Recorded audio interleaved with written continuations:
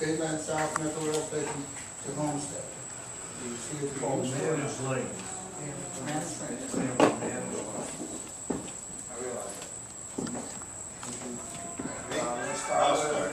I'll start because that's one of the issues we've been looking at with the South Bay Municipal Coalition. I'm not sold on it. First of all, federal tax dollars went in it. I'm a big proponent that we need to get people out of their cars, onto the bus lanes, on the Metro Rail. That's what that money was spent for. And that's another example of changing things in midstream, where they sell you one thing, do another. If you can prove to me that the bus lanes, by allowing, basically it's become an elitist roadway in a way, for those who can afford to leave everybody in the dust, even though everybody else's tax dollars went into building it, if you can prove to me that it will not delay the eventual movement of people onto the mass transit, I'll look at it. But I'm just fearful that it's going to be a temporary relief valve. It's like my parents lived on, I live on 87th Avenue, where my mother now, my father passed away. You know, 4-lane the road, the traffic's back. I just spoke about it, so I'm obviously for it, and I actually think that it has been very successful on I-95.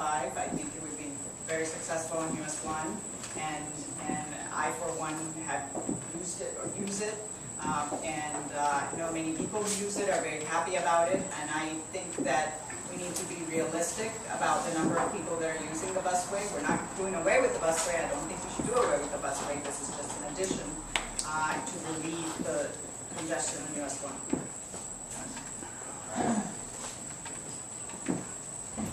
I'm against it. I'm against doing anything at this point that's going to raise money, or I don't mean raise money, that's how we say, raise expenses to us. That's what I'm trying to say. I also don't see, when you compare the overall population that is using that area compared to everybody else that's going into the northern direction, or Kendall to the north, the need to have to do that as well. The amount of people comparatively is, there's no comparison. I think right now the busway is doing as well as it can do, given the fact that we have the transit department that we have. The buses are packed at rush hour. The buses are packed. We may not be aware of it, but they are truly working. And the problem that I see is that you start to put cars over there on the busway, and that is a different class of person, honestly, for the folks who are on the bus. And their needs may tend to predominate, because for them it won't make a difference to go ahead and throw an extra couple of bucks in their sun pass, whatever it is.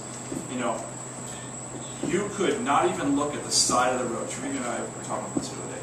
Not even look at the buildings on either side of the road. Travel a road that cuts through all of Miami-Dade County, and you can tell whether you're in a rich or poor area depending on how wide the road is.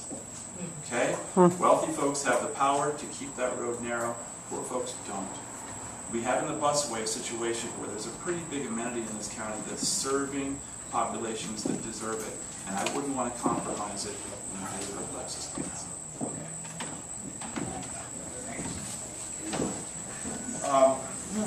I will be in support of the expressways, but with reservations. As I previously stated, it has to be a coordinated effort. We can't get mass transit system to work properly, can't get the bus system to work properly. If we can't coordinate all those elements, transit is not just one component. It's not just cars and roads. It is a coordinated effort of different components. And yes, I would support it, provided that there is a coordinated effort and the transit department, which has a lot to be desired, starts to work properly and functioning. We need buses on time, we need a clean and safe environment in our metro rail system, and the key is reliability. If it's not reliable, people won't use it. Well, the first thing I'd like to comment on is you guys have followed the timelines very well. I really like the way you've been able to condense all those great thoughts you have into the time frame. That being said, I'd like to give you 2 minutes now to think about the following question. How do you feel about increasing the density of residential properties on the west side of the Palmetto Expressway? I'm ready to speak on this one. Something got you up. You know what it is. There could be no better example of the fact that our democracy is not working for us than what happened last night with the Colony Apartments. I'm sorry. It was a travesty. Those of you who were fortunate enough not to be there, you probably slept a lot better than my wife and I and Elliot and other folks did last night. My family made a 1.5-year-long commitment to the downtown Kendall process.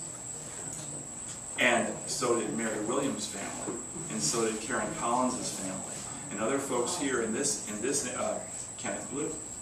And we went there with the idea that, yes, we're going to make sure that there's manageable increases in density, because we know that that's what we have to do, make things a little bit bigger, but we want to keep it under control, and we want to protect our neighborhoods.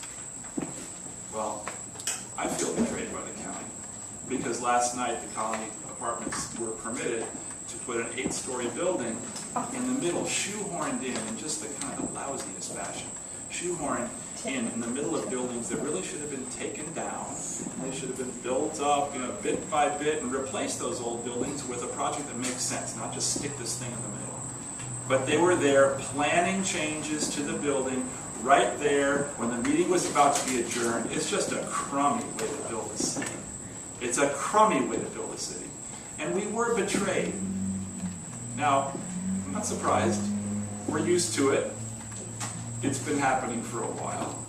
But I'd like it to change. And that's why I'd like to be on the David County Commission.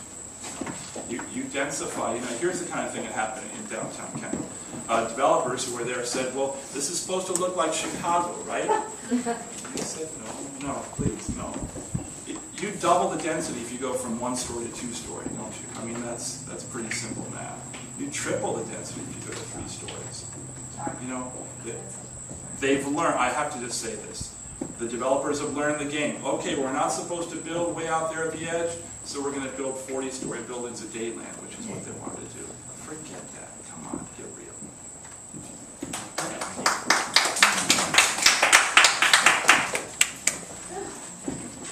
Increasing the density of any neighborhood, whether it's west of the Palmetto, or in Gould, or in July, anywhere in Dade County, has to be in a planned, organized fashion. We have to learn from the lessons of the past and not have unchecked, uncontrolled growth.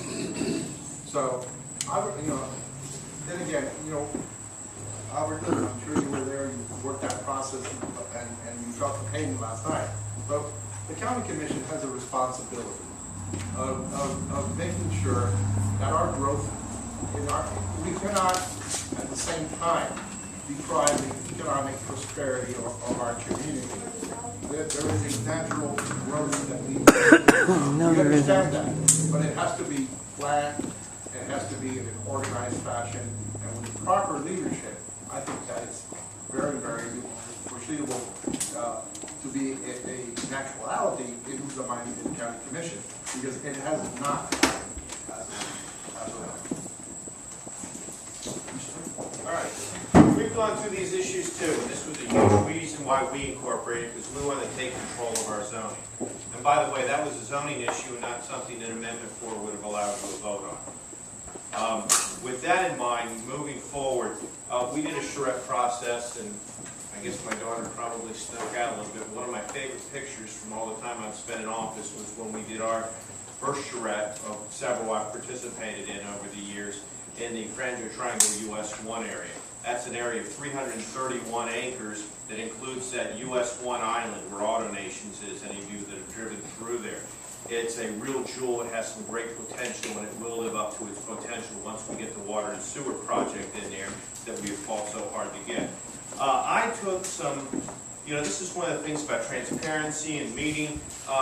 Everybody is very distrustful. I had a lot of meetings in living rooms with groups sometimes larger than this